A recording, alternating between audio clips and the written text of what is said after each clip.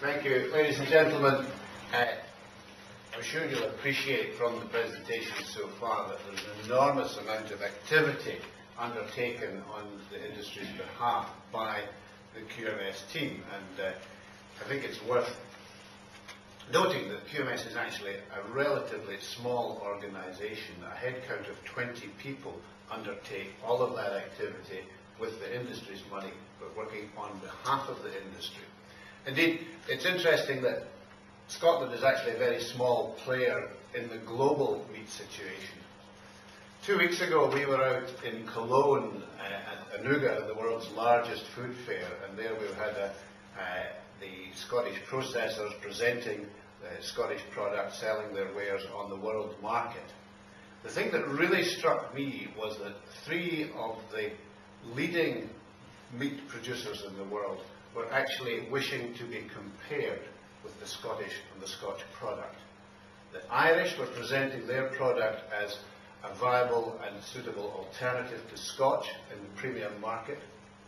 The Uruguayans would like to see themselves as the Scotland of South America, and the Americans themselves were along wishing to cook off and have a taste test with their top product, their dry-aged ribeye, against Scotch. I think that is a tremendous compliment to a very small meat-producing country like Scotland.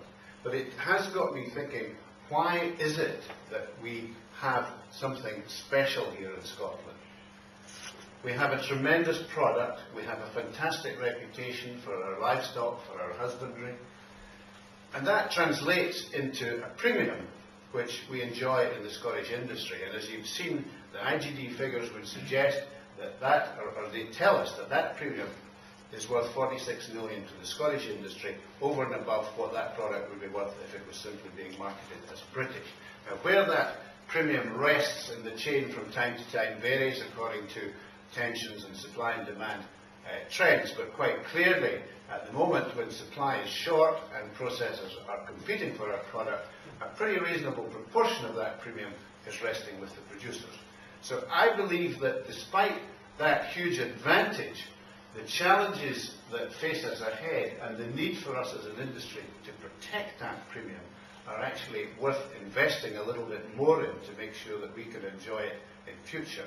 It's not something that we've created, it's not something that's happened in the last few years. The premium and the reputation of Scotch is something that has been developed over many, many generations, and I believe we have a responsibility to cherish and nurture and sustain that. The challenges ahead, Yule has alluded to them, and in fact he's more than alluded to them, he's mentioned them and detailed them to you. We've got to maintain consumption, we've got to encourage, as Laurent said, people to pay that extra for the really top quality product that we produce.